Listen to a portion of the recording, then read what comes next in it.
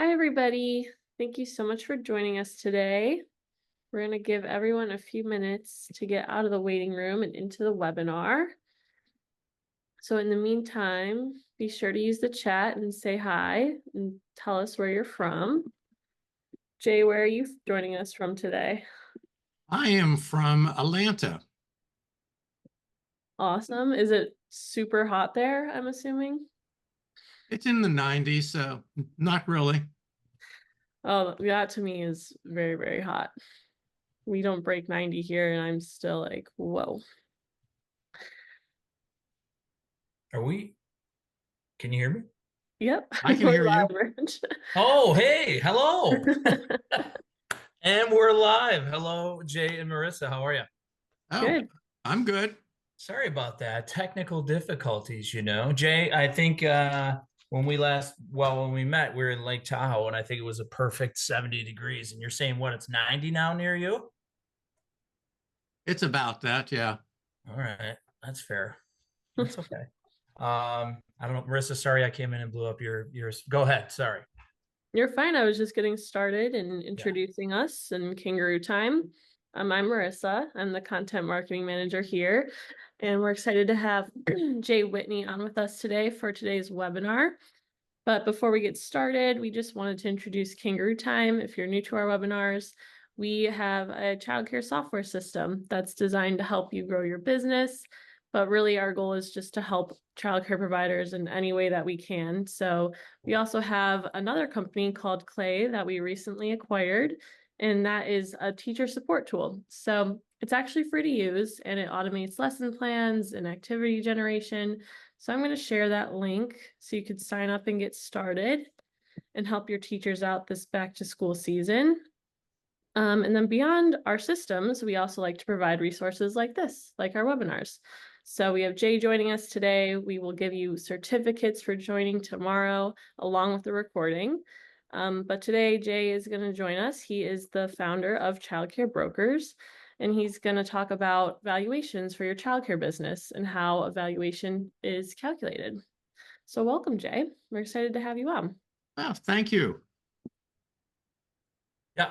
And I'm Rich Sherry with Kangaroo Time as well. I interrupt. I apologize for everybody who's already joined, but I had the pleasure of meeting and working with Jay here recently, and he told me a little bit about Childcare Brokers. So we're excited to kind of walk through things with you today. I know Jay's going to take over here in a little bit, but looking forward to the Q&A as well. A lot of aspects go into the valuation of a business. Jay's going to dive into those in detail based on his experience and maybe and then we'll get into, again, some Q&A at the end here.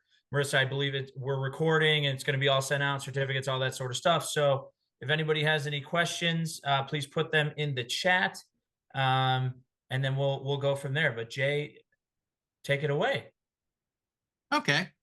Well, I am going to talk about business valuations specifically for a childcare center. What is a childcare center business really worth? And but before I get into that, one question that you should ask yourself is, why should I even listen to this guy? So let me tell you a little about my experience. I started my business in '92, helping people buy and sell businesses and getting financing. And in 2001, I started specializing in childcare centers. And since then, I've helped clients, buy and sell over 100 childcare centers. I've done over 250 business valuations just of childcare centers. And I've helped people get financing for childcare centers about 100 times. So in all that, I have looked at over 700 financial statements and tax returns and businesses, the childcare businesses in detail, about 700 centers. So I understand the business aspects of childcare centers very much. So let me just start then. Why get a business valuation? There are rules of thumb. So if you have a rule of thumb, why do you need a business valuation? There's rules of thumb of percent of revenue or a multiple of profits or X dollars per license capacity. But there's problems with all those. From a seller's viewpoint, if your center is doing better than what the average center is, and you sell it for the rule of thumb, you're going to be giving up money.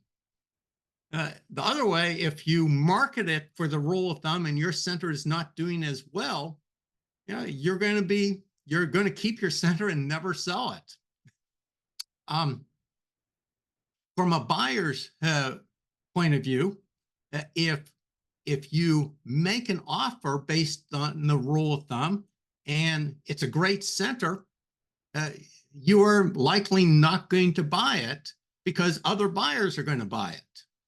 But if you make an offer for the rule of thumb and it's not doing as well, you're overpay for the center. Out of 100 centers, there is going to be one center that sells for the rule of thumb. Either, if not, someone is going to lose out. So the other thing is, why get a business valuation? Why not just get listed by a business broker and they're do the business valuation for you? Well, only about 20% of all childcare center sales are through a business broker. The other 80% of the time, it's a seller or an owner may know of one or several buyers. They contact the buyer, or it goes the other way. You have a buyer who contacts an owner and says something like, you may not be listed for sale, but if you're interested in selling, I'm interested in buying. And a deal is worked out. So, and that happens 80% of the time. Let me just go into a little more detail on that. Because on average, an owner owns their center for 20 to 25 years. Mathematically, that means that 4 to 5% of all owners are thinking of selling their center in the next year. And from a buyer's viewpoint, considering that business broker fees are expensive, they're 9 to 10%. Why should a buyer have a business broker fee, which, let's just say business in real estate, it's a $2 million, it would sell for around $2 million. Broker fees could be $200,000. If a buyer can contact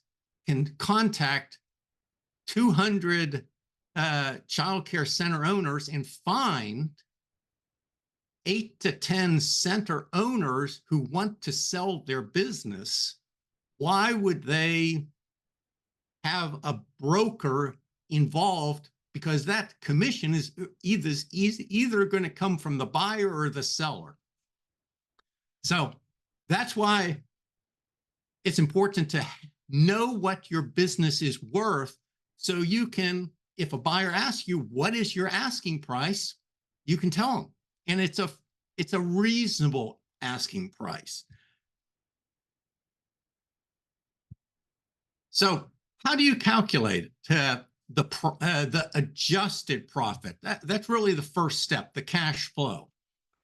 And the seller's discretionary cash flow is the amount of money that a full-time owner-operator would get on an annual basis.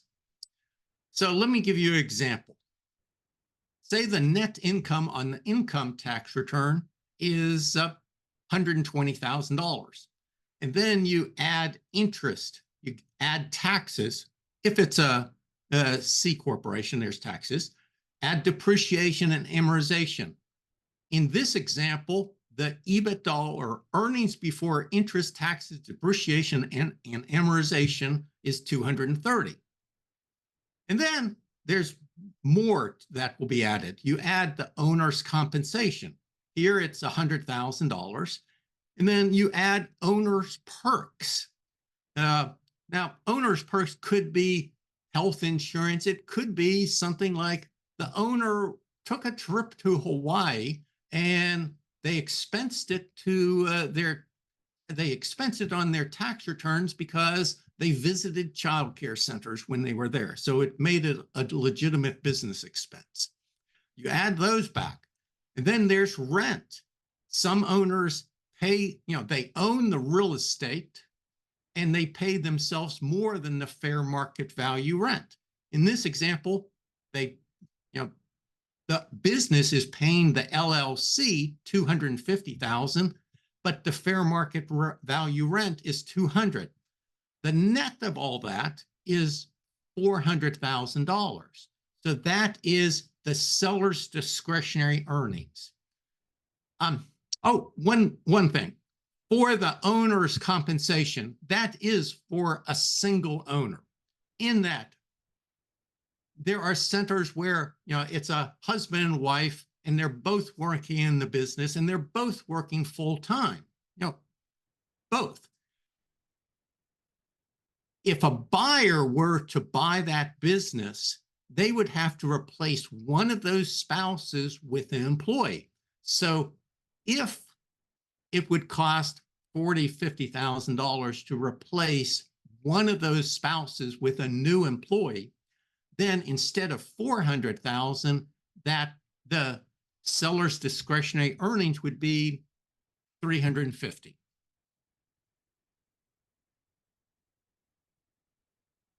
What makes a reasonable multiple of that seller's discretionary earnings? Now, there are risks, and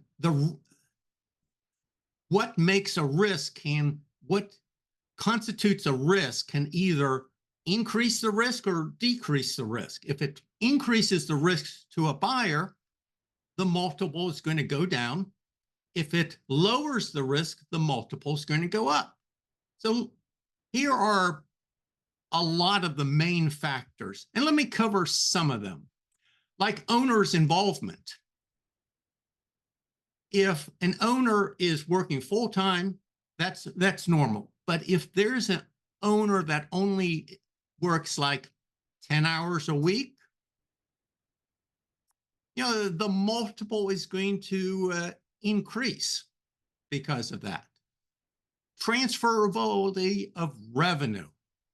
Let's just say that the owner is the face of the center. Everyone knows the owner. If there's an issue, they go to the owner. So if that owner leaves and sells their center, then there could be revenue that kind of dribbles out because the parents leave. And that would lower the multiple. Continuation of revenue or customers, customer loyalty. So for this, it's turnover. For some centers, the kids get in there as an infant and they stay until kindergarten or even, after school. They're there many years, lots of reoccurring revenue. For other centers, the kids are only there a few years. And same with turnover. Same thing is with teachers, in that when a teacher leaves, since the parents have that relationship with the teacher, that tends to be a time in which parents tend to leave more than if the teacher doesn't leave. So teacher turnover affects the multiple. Key man, key woman.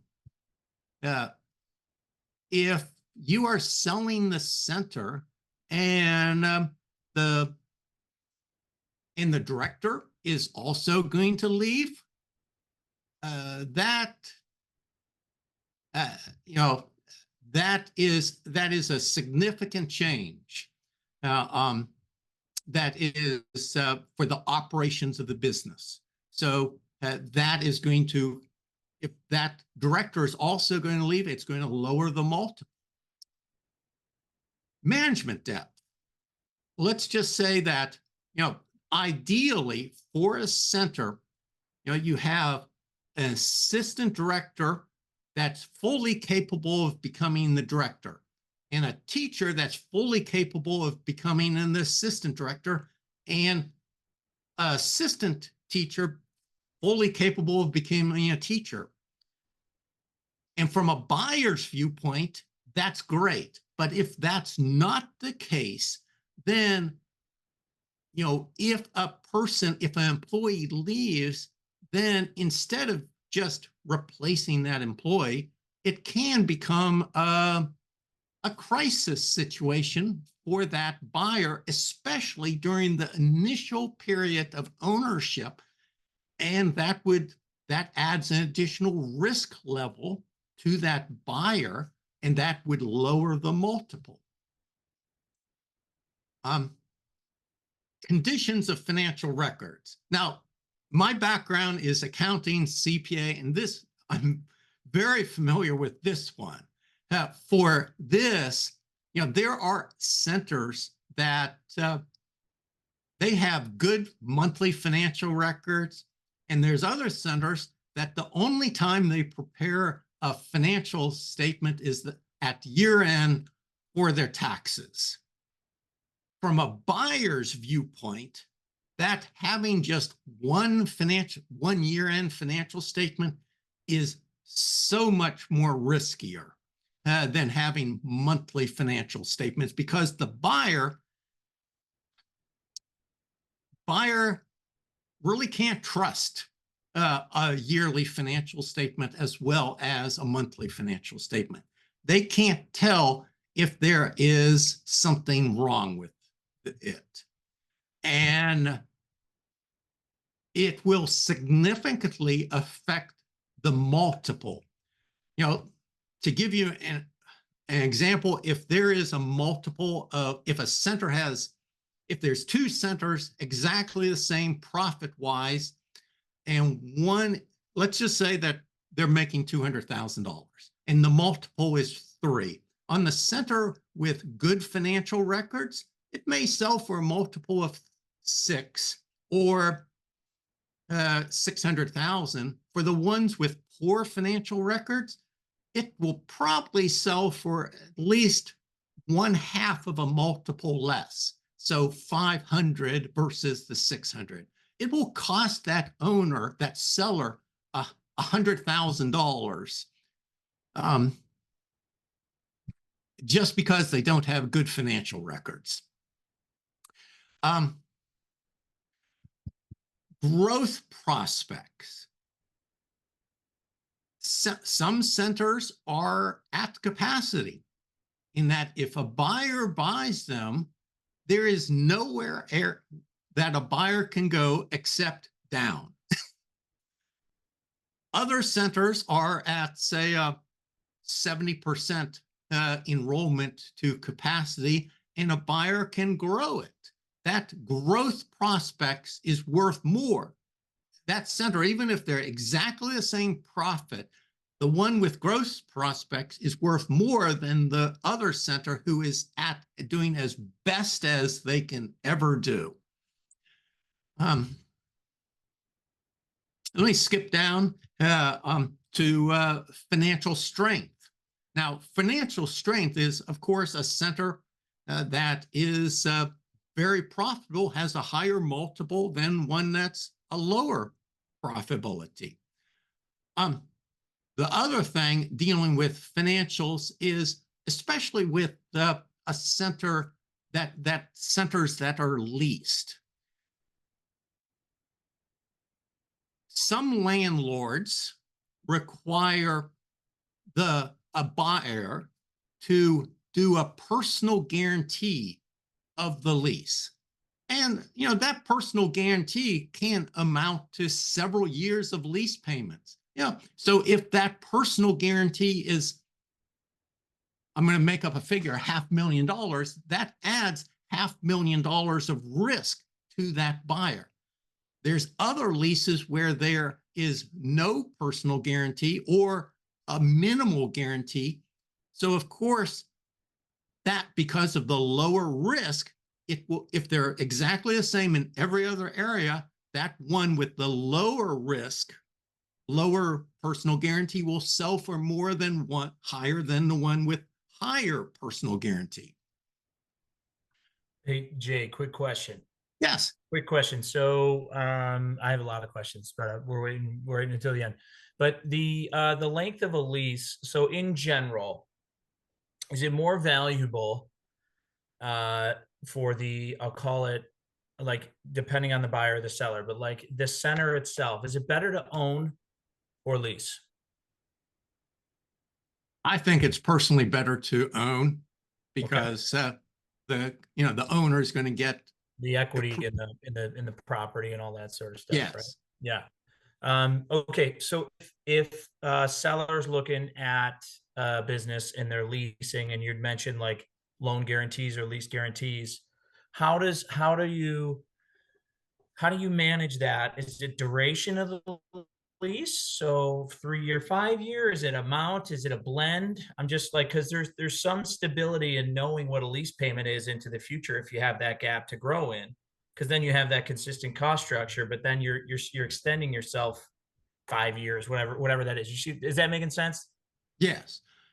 So for an SBA loan, and most buyers will get an SBA loan, the maximum length of the loan can be how long, or to me, can be 10 years or the length of the lease. So if the lease is only 5 years long, then the SBA loan is going to be only 5 years, and they're going to have to pay off the loan much faster, higher debt service. Yeah. And that means that the price is going to go down also. Okay. So ideally, if someone's buying a business and it's currently leasing the property, the buyer will want to have, through options, 15 to 20 years. Got it. Okay. Thank you. You're welcome. Business systems and procedures. This can add or subtract. The better business systems and procedures, kangaroo time, kind of adds to the value of a center. But there are some centers that they do things with paper still, and from a buyer's viewpoint, the buyer is thinking to themselves, the owner is managing the center by the seat of their pants.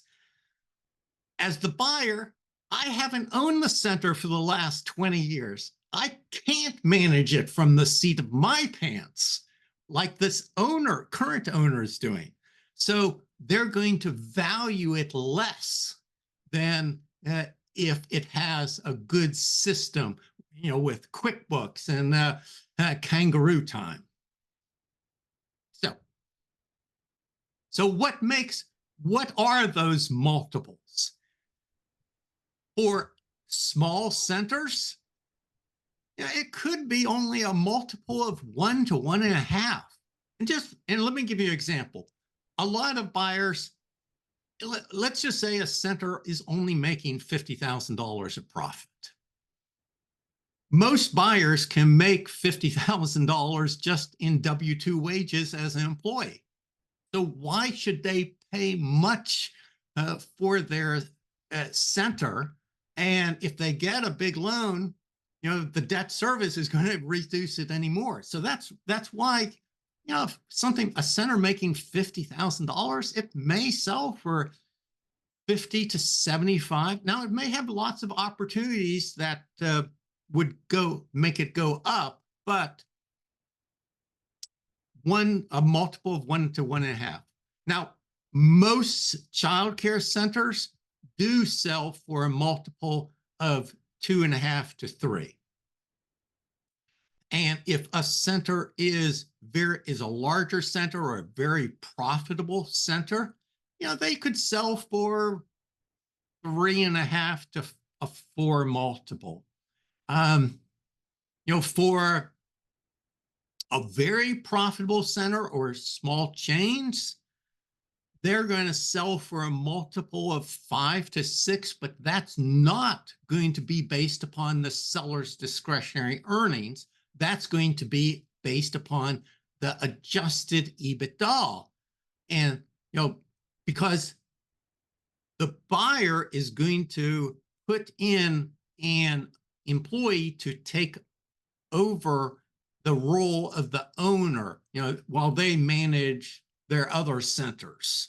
So so if you hear about rules of thumb, do you know whether that is a rule of thumb on adjusted EBITDA or seller's discretionary earnings?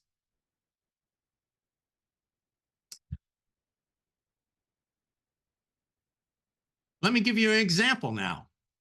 Let's just say that, and this is for a typical buyer. Let's just say the total acquisition cost is $800,000. Now that includes the business, the price that is paid to the seller of $680,000. There's working capital of $80,000 plus closing cost, $40,000. Total $800,000. They are going to put in 15% down. Now, in this example, down payment is generally 10 to 20%. Although if there's a current director buying a center from the owner, I know lenders that will do a 5% down payment from that director. But in this example, it's $120,000. That means the loan amount is $680,000. The yearly debt service, 10 years at 10% interest. Now, right now, prime rate is at 8.5%. So this is prime plus 1.5, $108,000. New owner, they're putting in $120,000. They want a 25% return. That's fairly typical, $30,000. And they want $100,000 in benefits. So the minimum cash flow that business needs to create is $238,000. If it's less than that, it doesn't make sense. It's not going to make sense for the buyer to buy it. Now, if it's $250,000, $275,000, then good. So if let's just say that the cash flow of that business is exactly $238,000. Now, in that case, the $680,000 is the most that they can pay, unless they get a better terms on their loan, less than 10%. Now, in the last few months, the lowest interest rates that I've gotten for clients as a loan broker is 7.5%. Although for independent centers and for franchises, 6.6%. So I'm using this as an example. Or they require less than 100,000 compensation, or less than a 25% return on investment. Only then could they afford to pay more if the adjusted profits is 238.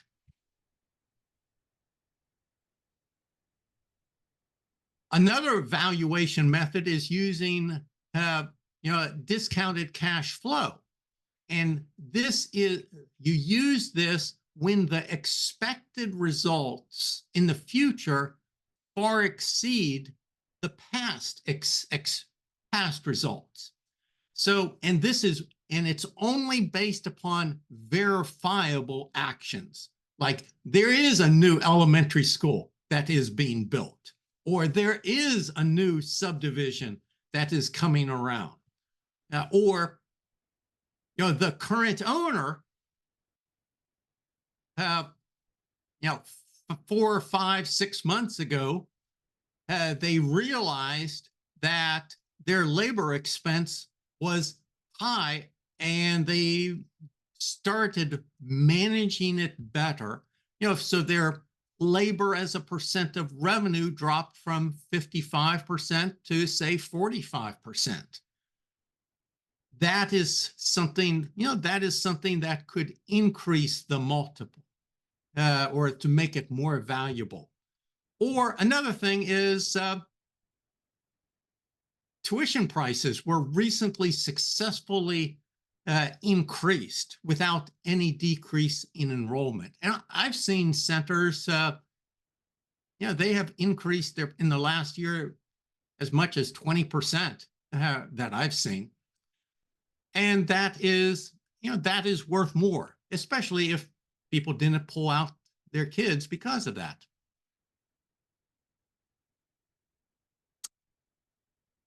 What is the usefulness of a valuation report? Now, from an owner's side, there's retirement planning and planning for, just exit planning. So for this, to me, a retirement plan or a retirement goal without a plan is just a wish. You can't manage increasing a business value without measuring it. So that is the purpose of a business value. It's to help the owner understand what is the business now so they can make a decision. Do I sell now, or do I wait before selling and make it more valuable in that next year, 2 years, or 3 years? The second reason is they may get an unexpected offer, i.e. from those buyers that potentially just contact them. When an owner is thinking of selling, a business valuation prevents overpricing the business and not selling, or underpricing it and giving up money. It also helps with the negotiations because it helps the seller kind of understand the logical and numerical arguments why their business is worth this. And you can actually show a valuation report. And this is, I think, the key here. You can show a third-party valuation report to the buyer. And so you can show that the asking price is based upon a reasonable valuation. And to me, information is power. And if you can have the information as to why your asking price is a reasonable price, that is power.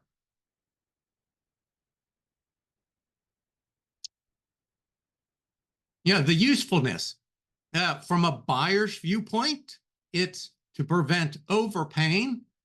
If the seller's asking price is too high, the buyer can get a valuation and then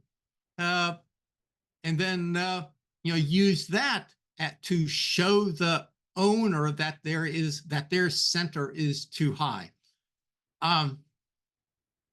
One time now this is business and real estate together, but one time the owner was looking at a price of $4 million for their center. And I did the valuation, and I came up with a valuation of $2.5 million. So I had a Zoom meeting with the seller, and I explained in detail, showing them why the value is $2.5 million. And if it was $4 million, no buyer, my client, and really no buyer would buy it. And by the end of that meeting, they said, yeah, I'll sell it for 2.5. Um, but from a buyer's, it could be that if a buyer is approaching a seller, the seller may say, yeah, there's no asking price, just give me an offer. And if the buyer gives an offer that is insultingly low, they may just lose the opportunity to buy that business. Finally, most buyers get an SBA loan, and if a buyer is offering too high a higher price, then the SBA lender is going to do one of three things. They're going to reject the loan request, and then the buyer would have wasted several months of time. Two, they're going to require a higher down payment, or three, they're going to require a higher interest rate. So, and this is very true, because if you're overpaying on business, prime rate is at 8.5%. And it's fairly common to pay prime plus 1.5%, 2.5%. So you could pay 10 to 11%. While if you have a reasonable offer, you could get 7.5%, 8.5% loan. So it could, on a $2 million deal, it could cost you $40,000 in interest expense. And over the life of the loan, that will really add up. Probably to be more expensive than what that buyer is overpaying for the business. The other thing is, a business value creates educates the buyer on opportunities. Same way that it can educate the owner on things to do before they sell. It educates the buyer on things to do after they buy.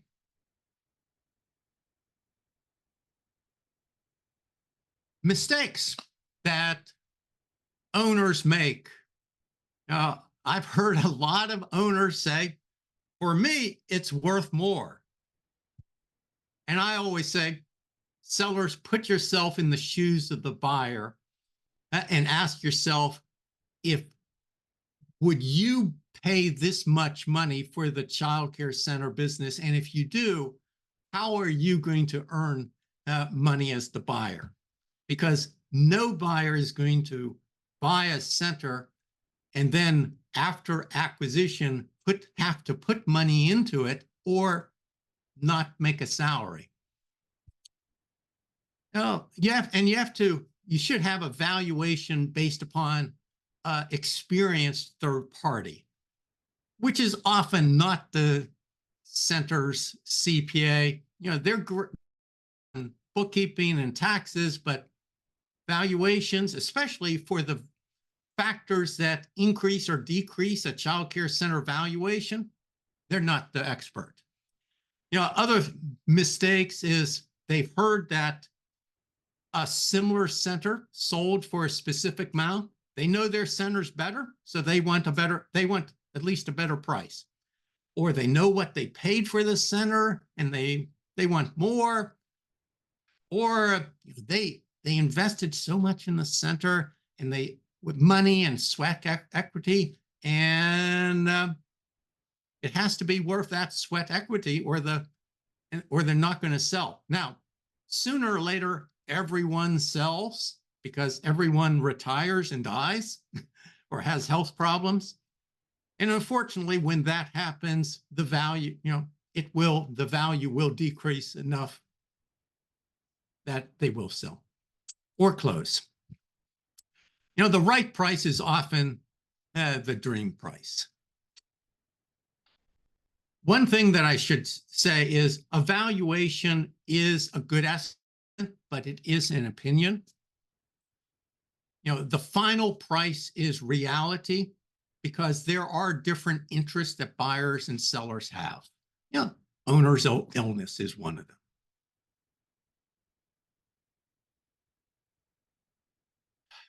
business valuation and deal structure.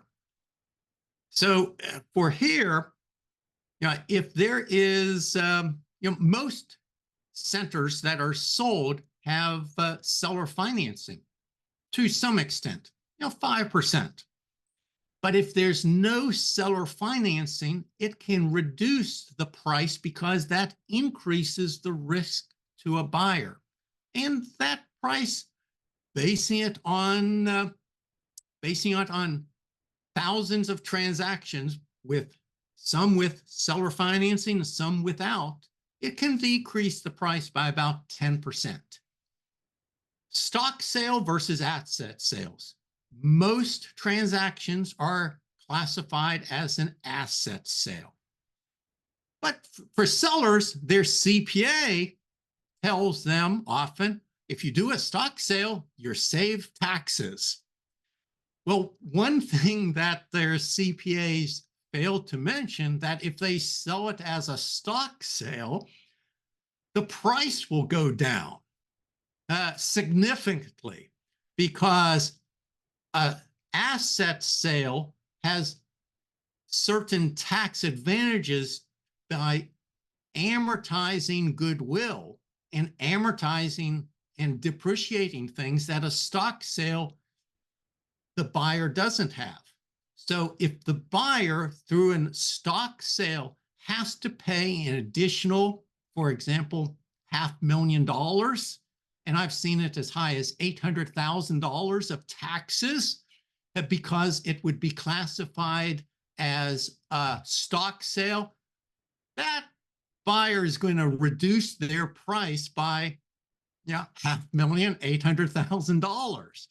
So if the seller saves $100,000 in taxes, it doesn't make sense. Allocation of the purchase price. Again, this is taxes. In that, depending on the allocation, it's going to benefit or hurt on the taxes. And that is going to affect the price based upon the deal structure. You have to also work with the right advisor, because to me, what is most important is not the price, but it's what the seller gets after the broker fees and income taxes. That's the most important thing. And, if you work with the wrong advisor, I've seen it that it can hurt the seller. Working with just working with a business broker, their fees can be 10%. So that that could be several $100,000. Taxes. When a owner is selling, I have been involved with so many transactions that I am often the one that tells the owner's CPA what are the options to do to save taxes. And I have seen, most sellers, I can save $300,000. Let's say for a $2 million transaction, I can save them $300,000 versus using a business broker. So getting the right advisor is more important than getting the maximum price. So here are some special situations. Most sales are business and real estate, and definitely the real estate value affects the business value, because let's just say that at a time that a center is being sold, that center is in an area where the real estate value has increased so much that it may not make sense for it to be sold as a child care center.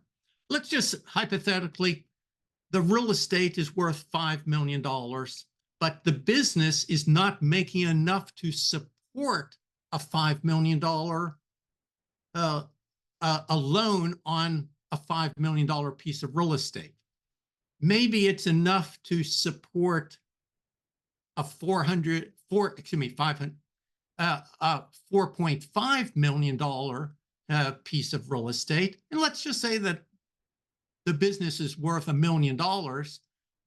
So they can sell for $5.5 million, but they can't sell for $6 million because the child care center doesn't support that.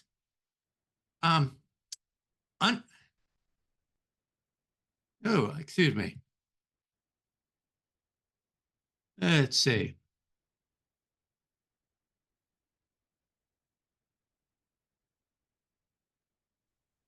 I lost my screen. There it is. Can you see it? Yep, we can still see it. Okay.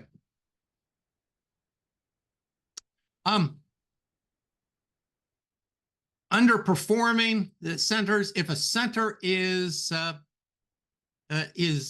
making, break even or close to that or losing money, the multiples really don't come into play. It is, especially if a center is going to, potential to lose money or to close down, being foreclosed. It is, everything is unique, but that's more of a situation for a one-on-one conversation. For corporate buyers, they know exactly how to value centers, and they know exactly what questions to ask the seller to minimize their price. So I always look at it as they ask for a certain amount of information, but they don't ask for the things that tend to increase the valuation. And so when dealing with corporate buyers, you have to get a valuation before you start dealing with them, so you know your true valuation. Who should do the business valuation? Brokers are paid a commission only if they sell a deal. So they tend to overvalue the center value, the business value, to get the listing. And that kind of shows because 70% of all businesses that business brokers list don't sell because they're overpriced. And then, after 6 months or a year, or when they have buyers to get the commission paid, that's when they recommend that the price come down. You really should have an experienced child care center business sales acquisition person who is experienced in that, including business valuations. So to end this, let me talk a little about my firm, and then any questions. So for me, I do business sales and acquisitions consulting of child care center. My broker commission is 0%. My hourly fees, I charge hourly fees, and my hourly fees are often 75 to 90% less than a typical business broker commission. I do business valuations, with a set fee. I do due diligence for a buyer. They've identified a center. The seller has told them it makes this much a profit, but does it really? So that is the due diligence. Up until an offer, a buyer often gets 10% of the information that they should get before closing. Due diligence is when they get the other 90%. And then I help with SBA financing, because it is possible to get loans as low as 7.5% fixed for 25 years. While a lot of, you really don't want the variable rate loans, which tend to be higher. Now, of course, if it's a franchise center, right now I can get as low as around 6.6% fixed. For people on this webinar, special offer, I'll give one of the following for free for people that hire me for a business valuation. I'll give them a sample letter of intent. So that will, instead of having an attorney prepare the letter of intent, you have one nice, complete 4-page sample letter of intent, or 1 hour of consulting to review anything that you want, how to structure a deal to reduce taxes, how to reduce SBA fees, financing costs, exit planning, how to increase your center's valuation, or doing a preliminary valuation on a second center. Are there any questions? There are, Jay, but first, thank you for taking us through that. I think a lot there to unpack. So when we follow up with the recording to everybody who's registered, I think there's a lot of time to be spent just sort of considering some other aspects, or all of the aspects rather, that you had discussed. So and I apologize for breaking in with your flow earlier. I just had to ask that question. All right, we're gonna go with some questions here, and I know Marissa's on as well, so her and I could sort of tag team this. But first question that has come in is, it's business valuations is a large topic. You discussed this at length the last 60 minutes. What are some steps, first, second, third steps that owners can take to prepare their business for either the valuation as you had offered, or like if they already have in their mind they want to exit and they want to go out to market? Like, what are the things they need to start to make sure they have in line? Well, for a valuation, you need several years of tax returns and monthly financial statements, ideally in Excel format, 13 columns per year, one for each month in a total. And then I have a form that kind of goes into all the things, but it covers, what is the enrollment, how many kids are enrolled, and capacity of every classroom, looking at competitors, looking at the teachers, what are those advantages and disadvantages. But really, I've done a lot of valuations, and whenever I do them, I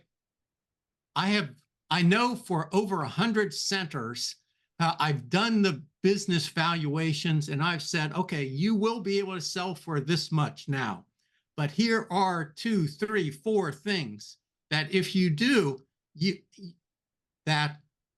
you'll be able to sell it for, instead of 500,000, you'll be able to sell it for 700,000. And that is,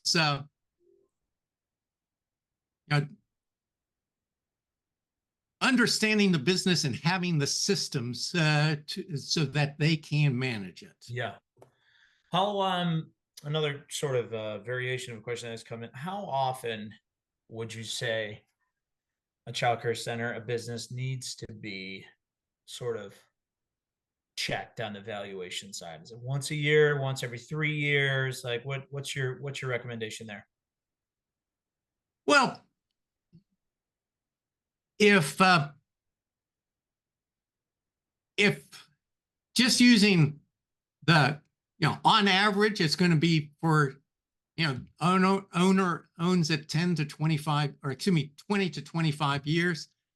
At 10 years, they're not going to sell the center. They still love what they're doing. they're not going to sell unless a buyer significantly overpays, and it doesn't, and that price that they would want doesn't make sense to, will not make sense to the buyer. So as long as they really love what they're doing, but it's, but in that, in that 5 years prior to, if they're thinking, I'll sell in 2, 3, 4, 5 years, but if someone gives an offer, yeah, I could retire now. Yeah. That's when you should have a business valuation. Okay, a little bit of a variant off of that. Another question that just came in: if you're 3 to 4 years away from wanting to sell, you kind of touched on this a little bit earlier, Jay, of like, hey, you got to do a valuation. Then if you do these 3 to 5 things, it'll increase your value. Like if you're 3 to 5 years away, what are some of the things I could start doing today? Or what are your recommendations to start today? It all depends on the center. Yeah. Let me just back up to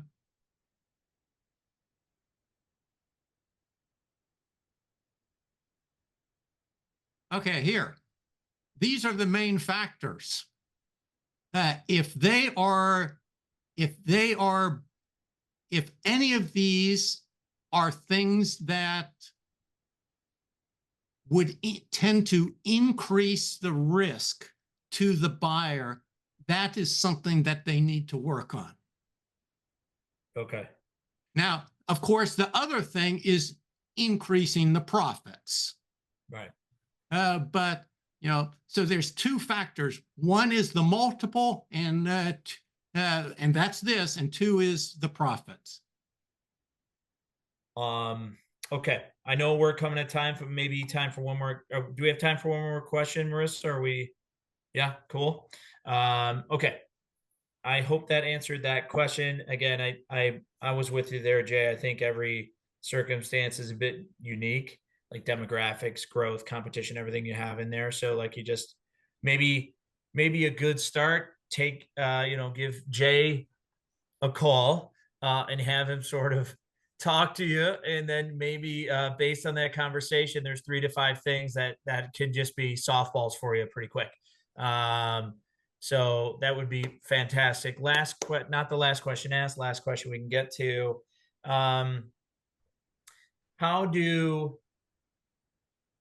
This kind of looks back to profitability here, or just sort of financials in general. But how do childcare regulations and government programs, subsidies, grants, how do they impact the value of a childcare center?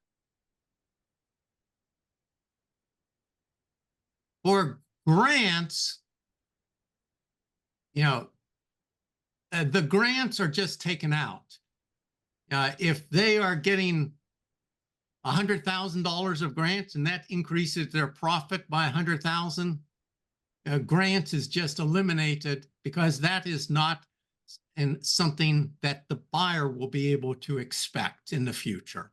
Got it. So grant revenue is eliminated.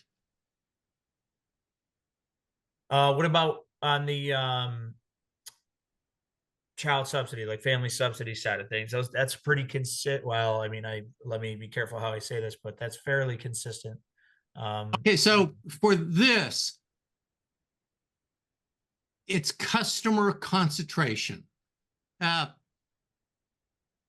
If a child care center owner has, if it's private pay, they have a lot of pricing that they can do. They can raise their rates and get that approved, or their customers will pay it. Right. If they have mostly subsidized, they have absolutely no ability to influence the amount of subsidy that they are getting. That is a fixed amount. They can complain and it's not going to change. So So It's in essence, it's one, they have one customer or one supplier, that government entity that is determining the subsidy amount. yeah. And of course, if you have one customer, one supplier, it increases the risk. Okay. All right. That's what I was going to. Okay. Fair enough. Well, Jay, this has been fantastic. I know you have your contact information up there on the screen. We will email this to everybody, video recap along with Jay's information. This has been, I love this type of conversation. I could talk numbers all day long. But Marissa, anything to add before we close out here? No, I thank you everyone for joining. Thank you, Jay, for joining. That was, yeah, like Rich, super helpful, super informative, and we're glad you could come on. Well, thank you. Okay. Thanks, Jay. All right, we'll Bye, see you. everyone. Thanks, everybody. Have a Take good care. one.